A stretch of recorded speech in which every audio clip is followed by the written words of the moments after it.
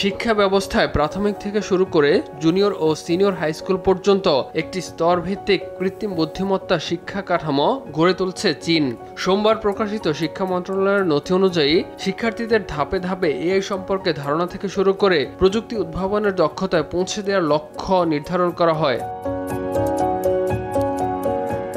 প্রাথমিক বিদ্যালয়ে শিক্ষার্থীদের কৃত্রিম বুদ্ধিমত্তা সম্পর্কে সচেতনতা তৈরি এবং কণ্ঠস্বর শনাক্তকরণ ও চিত্র শ্রেণীবিন্যাসের মতো মৌলিক প্রযুক্তির সঙ্গে পরিচিত করানো হবে।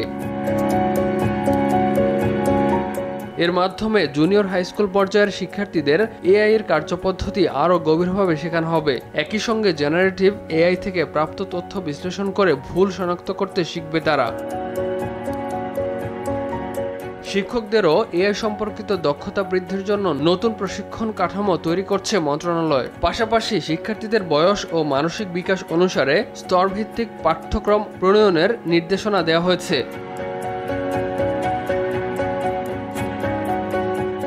তবে এআই নির্ভর কন্টেন্ট পরীক্ষার উত্তর বা অ্যাসাইনমেন্টের ক্ষেত্রে সম্পূর্ণভাবে নিষিদ্ধ করা হয়েছে। পাশাপাশি এআই এর আউটপুট বিশ্লেষণের মাধ্যমে শিক্ষার্থীদের নিজস্ব বিশ্লেষণী ক্ষমতা গড়ে তোলার দায়িত্ব থাকবে শিক্ষকদের হাতে।